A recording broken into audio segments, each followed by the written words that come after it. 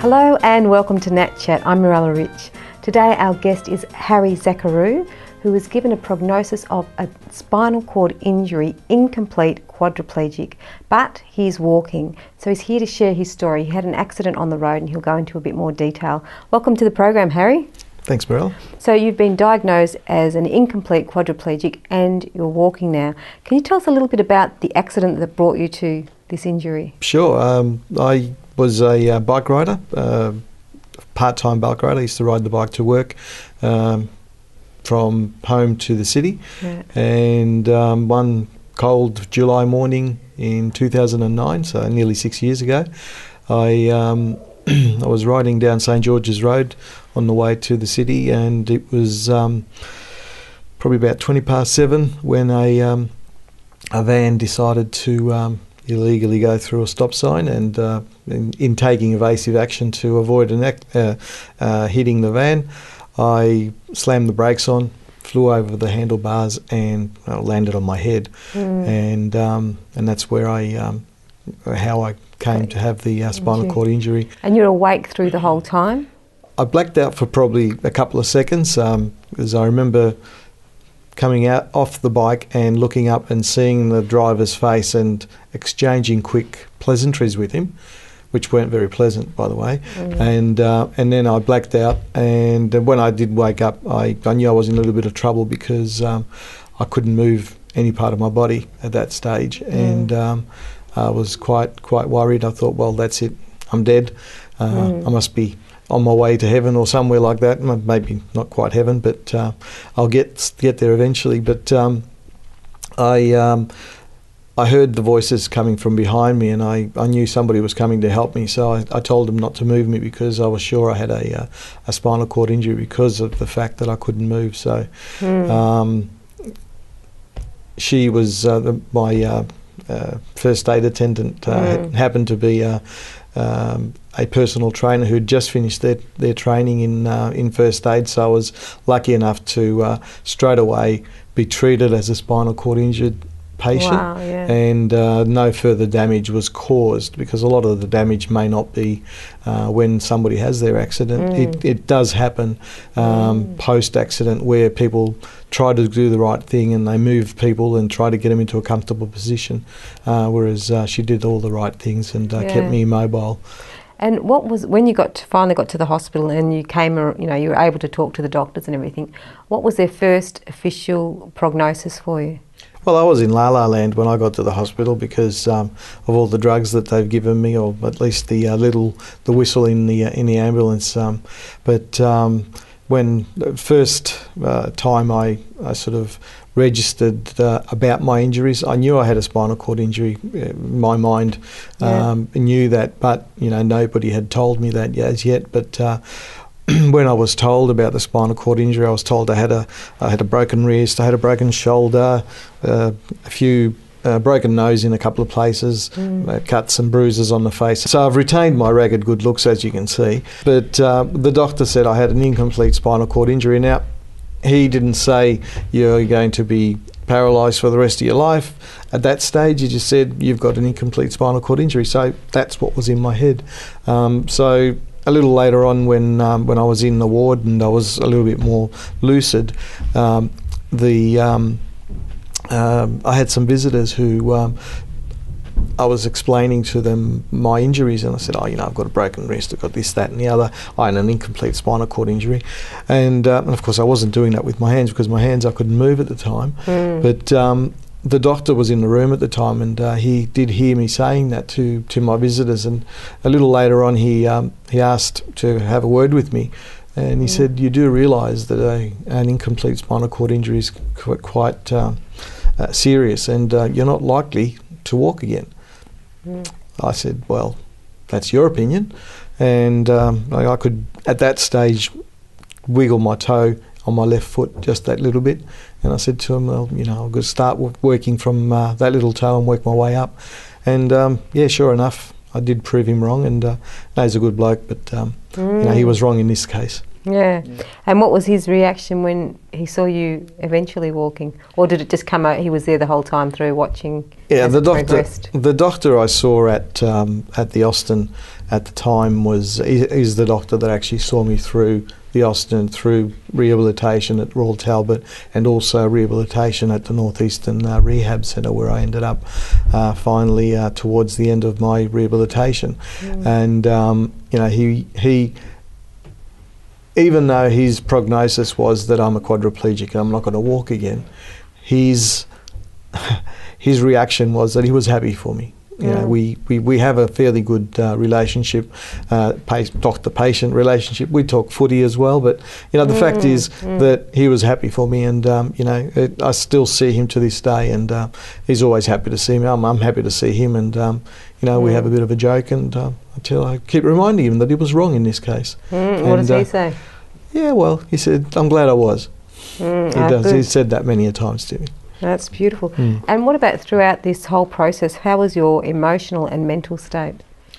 Well, initially I was in a pretty sad place. I was, you know, sort of thinking, you know, what have I done to my family? And, you know, am I going to have to put them through something that they shouldn't be going through? I was, and look, that stage didn't last very long. It was, you know, a couple of weeks, a couple of days. I can't remember. It was you know, it was a bit of a drug haze at the time. But once I decided that I needed to focus on the positives, I came out of that space, and a lot of that was because of the drugs that they were giving me for the pain. At this stage, I was being taken off those drugs because of they didn't agree with my system. So we were able to actually I was able to become more lucid and actually plan what I wanted to do in the future, rather than be told what I was going to be doing in the future. All right. Oh, we've got to go to a break now, but we'll continue. You're watching Nat Chat. Stay with us. We'll be back with more very shortly.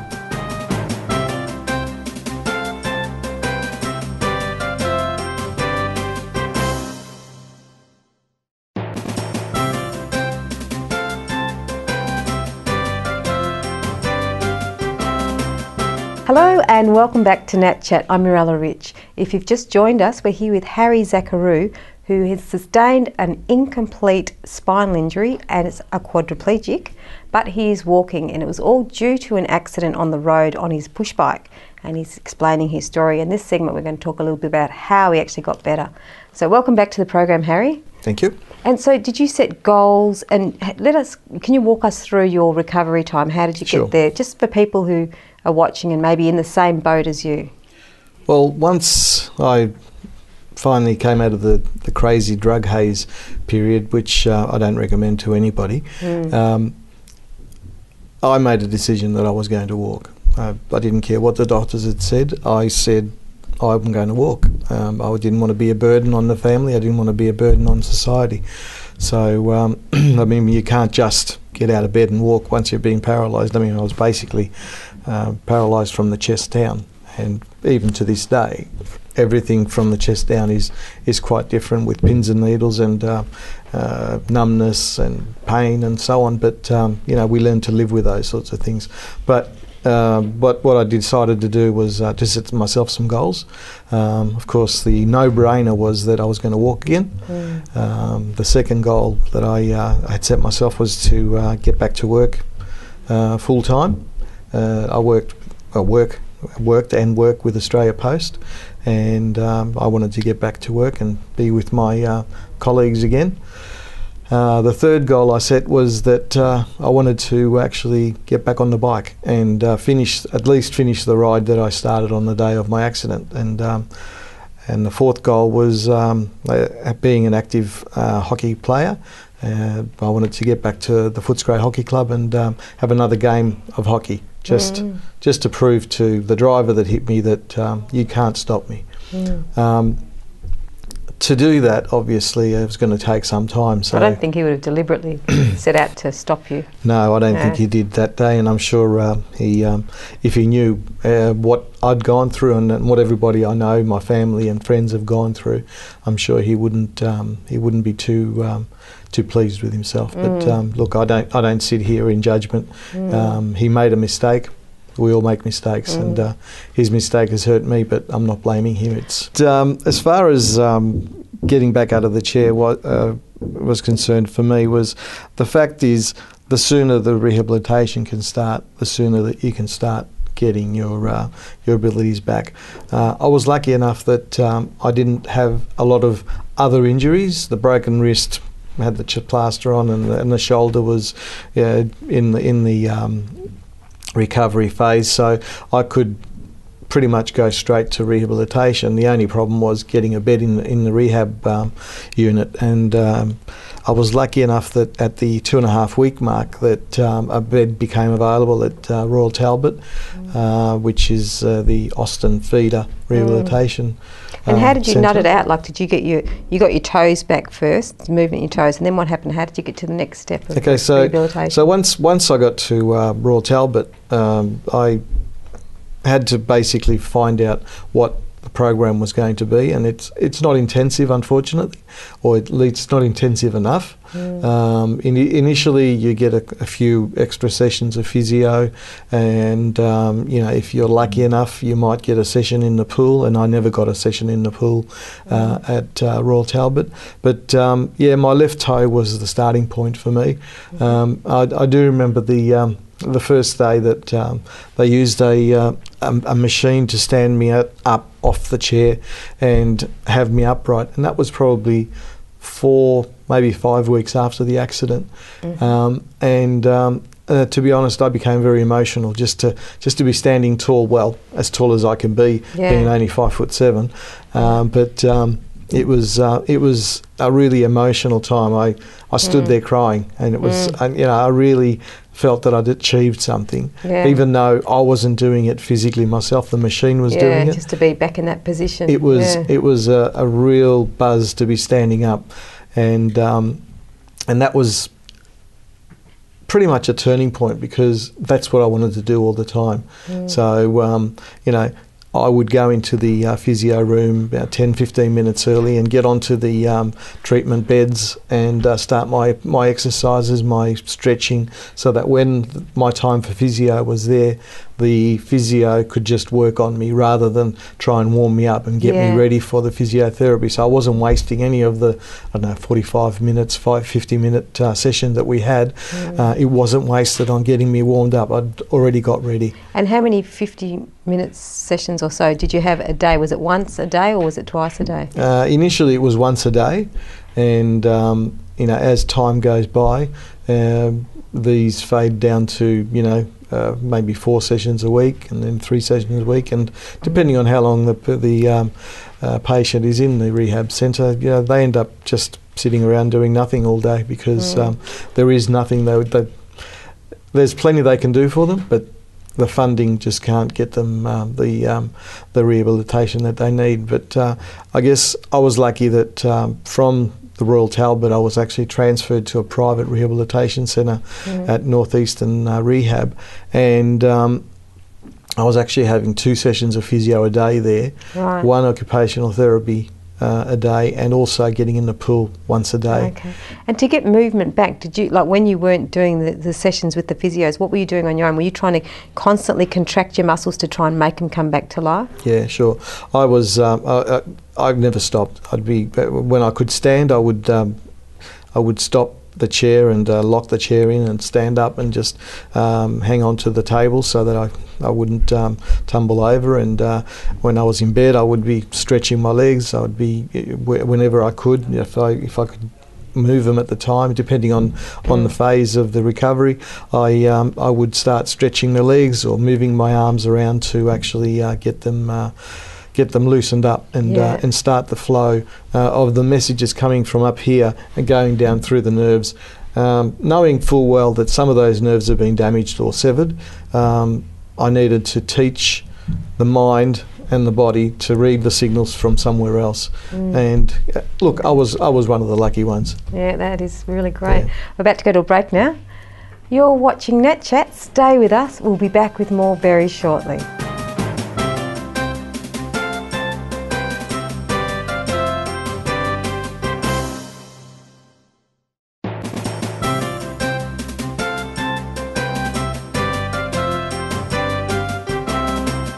Hello and welcome back to Nat Chat. I'm Mirella Rich. If you've just joined us, we're here with Harry Zachariou, who is actually an incomplete quadriplegic, but he is walking. He'd had an accident on the road while riding his push bike.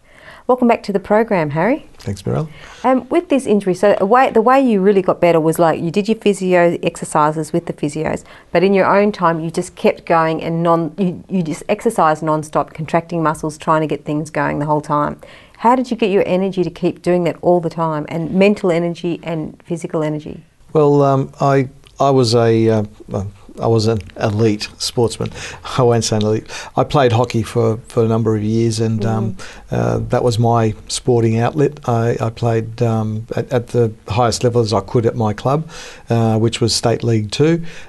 So I wasn't playing State League at the time of my accident, but I was still playing hockey, and I was at a fairly good physical fitness level. Yeah. So I was at a good starting point for somebody who needed to start rehabilitation. So I guess that's lucky for me because I didn't have to work too much on getting fit.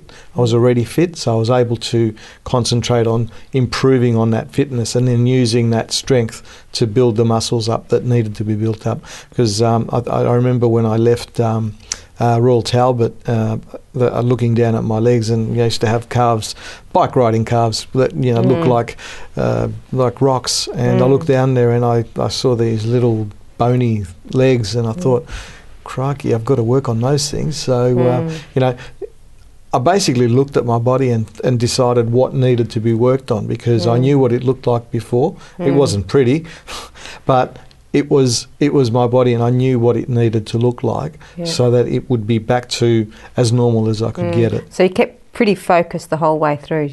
Pretty much, yeah. Once I was home, I tried to find a way of getting to a gym so I can do some work.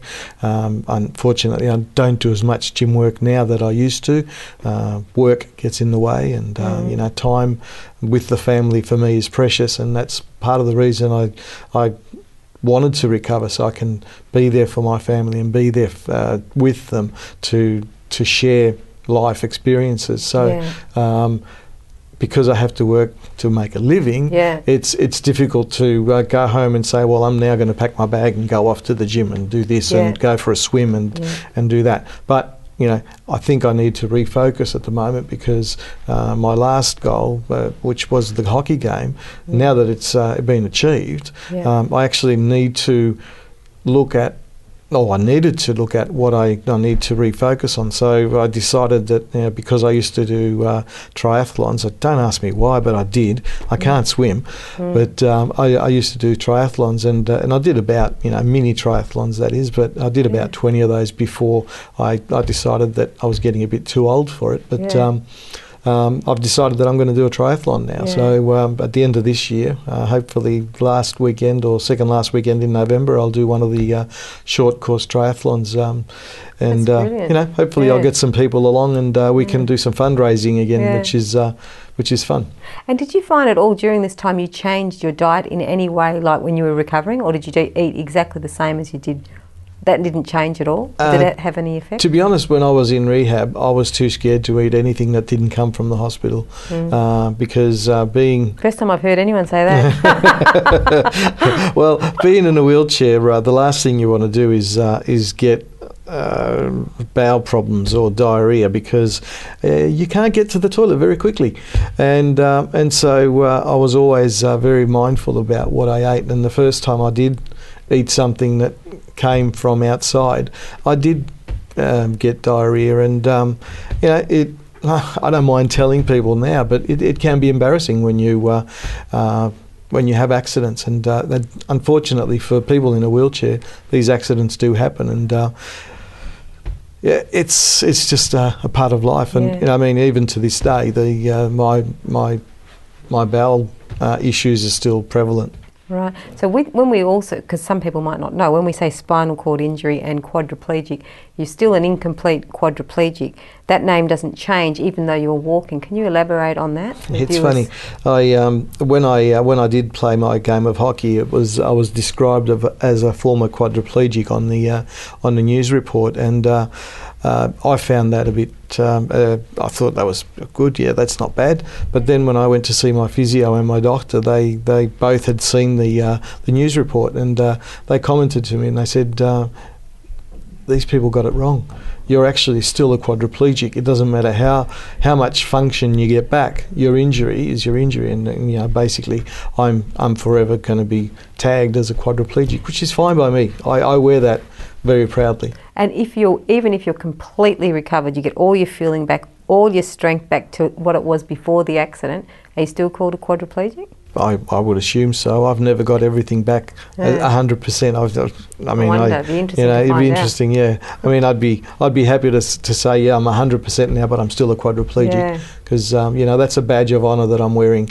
I'm not embarrassed about being a quad. There's a lot of us out there, quads, paras, and you know, it's something that it was bestowed on me by someone. I'll wear it proudly. It doesn't matter. And did you ever ask, why did this happen to me, or what is the point of learning all this again when I could already do it before? People ask me if I could change anything, would I change it? And I'd change the fact that I was injured, but the journey that I've had since the injury and the people I've met over the journey have been fantastic, and I've learnt a lot about people that I already knew. I've learnt that some friends are sort of part-time friends, and I've learnt that some friends are real friends, and you know, I think I fought this from the inside out rather than from outside in. So you know, I challenged this accident, this prognosis, head on, from inside, from my heart, and on behalf of my family, because I wanted to still be a father and a husband and a son to my mum, and a brother and sister to my brothers and sisters. So you know, it was a hard journey, but I found the strength from within. Beautiful. All right, well, thank you so much for coming on the program. Would you like to come back next week so we can talk more about this? Oh, you're twisting my arm now, eh? Why not? Let's do it. Beautiful. You've been watching Nat Chat. I'm Mirella Rich, and our guest was Harry Zachariou. Hope you enjoyed the program. See you again soon.